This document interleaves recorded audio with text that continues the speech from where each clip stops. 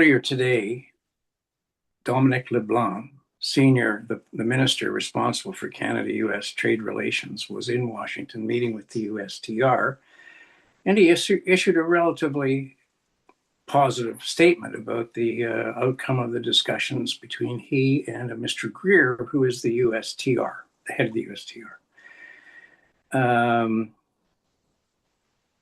He had barely left the elegant office building in Washington in which the USTR is housed before Mr. Greer announced a series of new tariffs against countries whose regulation of the import of products produced in part by forced labor were insufficient to meet American demands and needed to be tightened. Now, the good news here for Canada is, as usual, the agreement that Mr. Trump declared in his first term, the most perfect agreement ever negotiated by the United States, CUSMA, is still in force. And so for the most part, those tariffs don't apply to most Canadian products.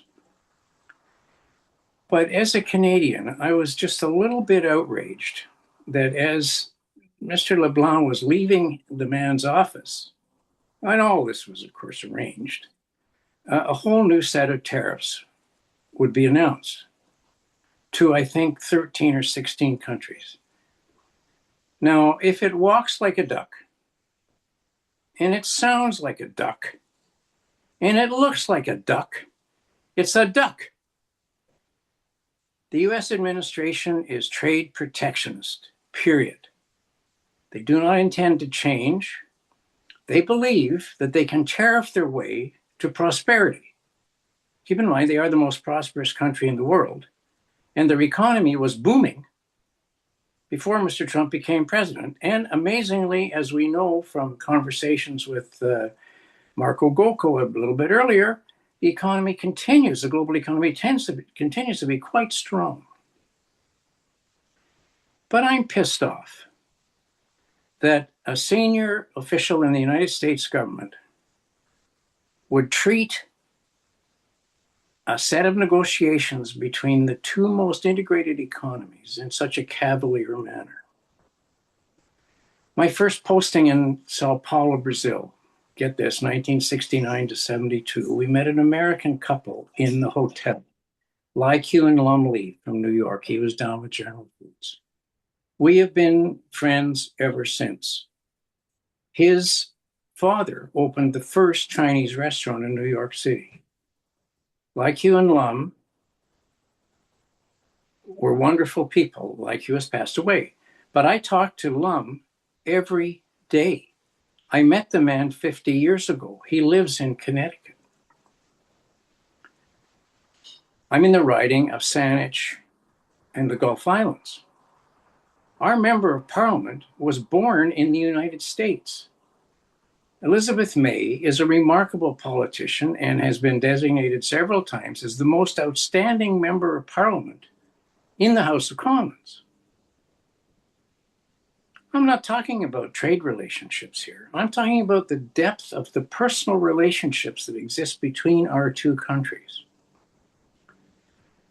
And a trade policy being pursued by the United States, which is a dead end. I spent several years living in Brazil, in Puerto Rico, and in Costa Rica, the Philippines. This I can tell you from living in countries who had a very protectionist policies. Everything costs more. At one point in the early 70s, in Chile, a country of 9 million people, had a booming automotive industry with 4 manufacturers of cars. There was nothing booming about it.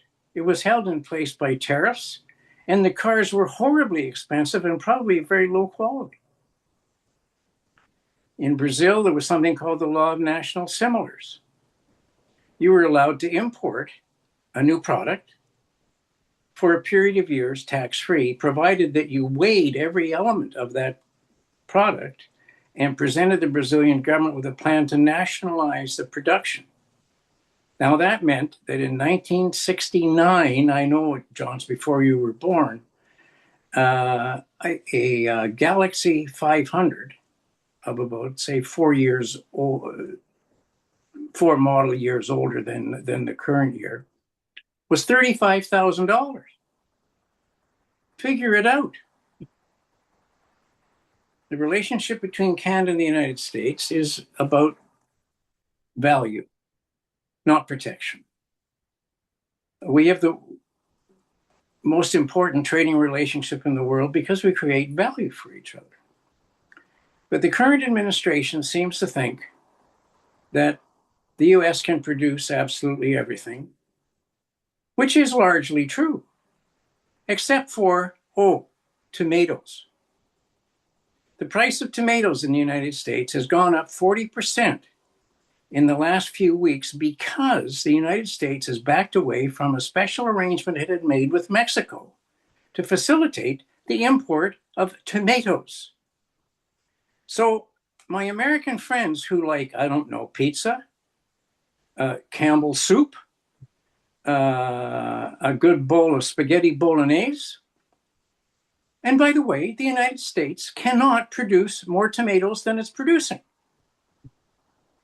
And so on a day when the distinguished Canadian minister, the minister of everything is what the CBC calls him, conducts negotiations as prescribed under CUSMA with Jameson Greer, who then, as Dominic LeBlanc walks out of his office, turns around and does what he intended to do when he got out of bed that morning.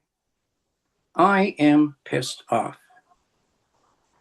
I am absolutely certain that American consumers will reach this conclusion, and many have.